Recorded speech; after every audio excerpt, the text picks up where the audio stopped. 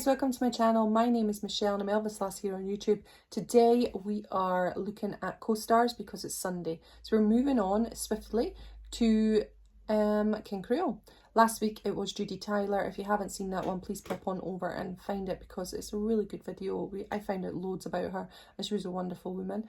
This is Carolyn Jones, and Carolyn Jones was in King Creole. Now, of course, Dolores Hart was also in King Creole, but I have featured her already on my second one from Loving You. So if you're interested in Dolores Hart, please pop on over to that one as well. I will try and put the links down in the description bar, but if I forget, just pop in the name with Elvislass and it'll come up. So we're going to look at Carolyn Jones, and as normal, my format is not looking into it. We're going to discover it together, and I shall pop some pictures at the side to collaborate everything that I say here. So Carolyn Jones was Carolyn Sue Jones, and she was born April 28th, 1930, and then sadly she passed away August 3rd, 1983. So that's quite sad. And she was an American actress of television and film, and she began her career in the 50s. So her early life. Carolyn Jones was born in Amarillo, Texas, and she was the daughter of Chloe Jeanette Southern, a housewife, and Julius Alfred Jones, a barber. After her father abandoned the family in 1934, Carolyn and her younger sister moved with their mother to their parents' Amarillo home. Jones suffered with severe asthma that often restricted her childhood activities, and when her condition prevented her from going to the movies, she became an avid reader of Hollywood fan magazines and aspired to become an actress. Now see, that's what happens. It's like, obviously she couldn't go because of her asthma. She got into the movie magazines and suddenly that's her dream. And that's amazing. She enrolled at the Pasadena Playhouse in California at 17, with her grandfather Charles Baker paying her tuition. Okay, her career. After being spotted by a talent scout at the Playhouse, Jones secured a contract with Paramount Pictures and made her first film, an uncredited part in The Turning Point in 1952. In 53, she married aspiring filmmaker Aaron Spelling, and she appeared in several episodes of Dragnet, credited as Caroline Jones in several episodes. And she had an uncredited bit part as a nightclub hostess in The Big Heat in 1953. And a role in House of Wax, also in 1953, as the woman who is converted by Vincent Price's character into a Joan of Arc statue. She played Beth in Shield for Murder in 54, earning £500 per day for playing the role. That's cool. Now here's an interesting part. Jones was cast in the film From Here to Eternity in 1953 in the role of Alma Burke, which was written for her. But a bout of pneumonia forced her to withdraw, and the role earned Donna Reed the Academy Award for Best Supporting Actress. I absolutely love Donna Reed in that part, mind. I can't imagine Carolyn Jones as it, but then if she had been in it, you would never imagine anyone else doing the part. But I do love Donna Reed, I must admit. She made 5 appearances on the crime drama series Dragnet, and she appeared on the CBS anthology series Alfred Hitchcock Presents in the episode The Cheney Vase, which was in 1955, and she played a secretary assisting her scheming boyfriend in attempting an art theft.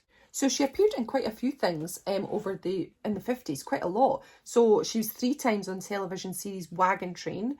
In 58, Jones was nominated for an Academy Award for Best Supporting Actress for The Bachelor Party in 1957, and she also shared the Golden Globe Award for New Star of the Year Actress with Sandra Dee and Diane Varsi, and appeared with Elvis Presley in King Creole in 1958. Yay!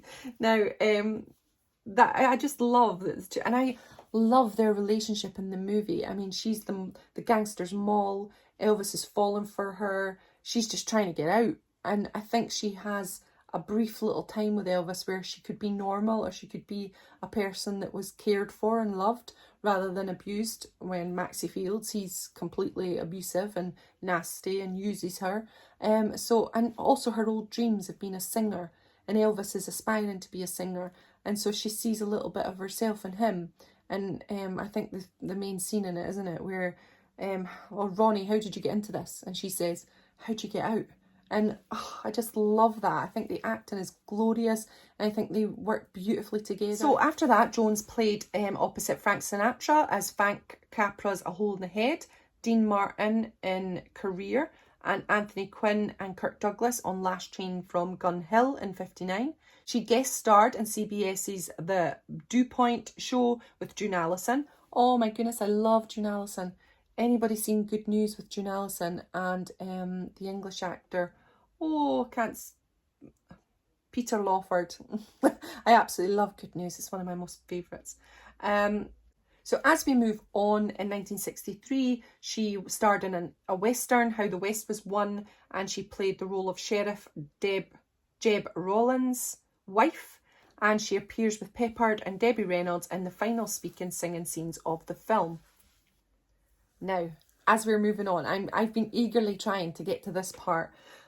In 64, using a long coal black wig, Jones began playing Morticia Addams on the television series The Addams Family, a role which brought her success as a comedian and a Golden Globe Award nomination. She guest starred in the 60s TV show Batman, playing Marcia, the Queen of the Diamonds, and in 76 appeared as the title character's mother in the Wonder Woman TV series.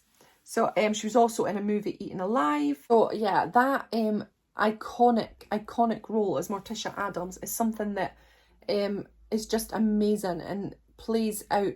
My dad used to call me Morticia. When I would dye my hair this colour, which I am every colour all the time, but when I went this colour, he'd always call me Morticia. And I just loved The Addams Family. I thought it was an amazing series, and I thought she was amazing as Morticia Addams. And I think for me, she'll always be Morticia, always in my heart. Hopefully I'm showing you some pictures of Morticia. See that her acting career declined after The Addams Family ended in 66, and there were some sporadic roles after that. Jones was married 4 times, yay, and had no children. So Carolyn landed a role as a power-driven political matriarch on the CBS daytime soap opera Capital in 1981. The following year, shortly after Capital debuted, she was diagnosed with colon cancer and played many of her scenes in a wheelchair. The cancer quickly spread to her liver and stomach. Despite the pain, she finished the first season.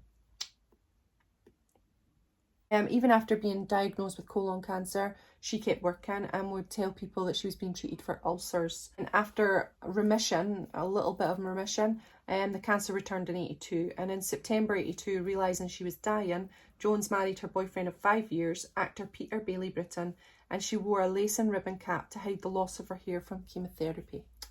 God bless her. In July 83, she fell into a coma at her home, where she died on August 3rd, 1983, and her body was cremated on August 4th, and a memorial service was held in California on August 5th, 1983.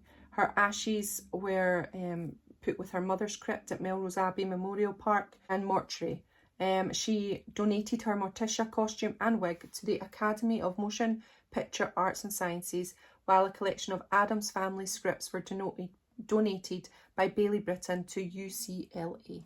Okay, so thank you so much for joining me on this one. As you can see, there's a wealth of things that Carolyn did. There's a wealth of TV, there's a wealth of movies. If we were to list them all today now, we would be here for hours in this video because there is so many, and I have missed out so many things that she was in. I mean, the list goes on and on and on. There's so many here. The Tender Trap, I didn't mention. The Opposite Sex, didn't mention that.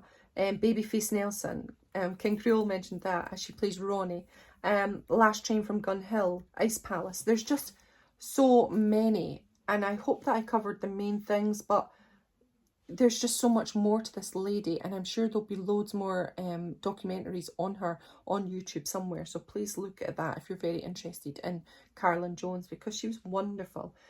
So yeah, I really enjoyed finding out about Carolyn. So before I end this, I wanted to tell a little story about what Carolyn said in an interview, and this she talked about why she didn't want to kiss Elvis Presley. Now, it's not like that. It's for a reason. She was full of germs. She had a temperature of 103, and she was just mega sick. So she said it was good that I was supposed to be dying in the film because I felt like I was, and I think I looked like it too. She asked Elvis, isn't there some way you can get around kissing me because I'm pretty germy that I'm going to kill you? He said, that's all right, maybe it'll get me out of the army.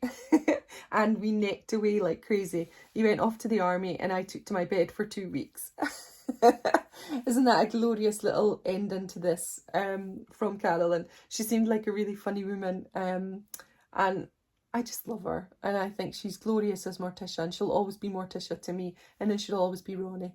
So yeah, I love it. So thanks so much for joining me on this one. I really hope you enjoyed it, and I shall see you again next week for Juliet Prowse. All right, so see you then. Bye everyone.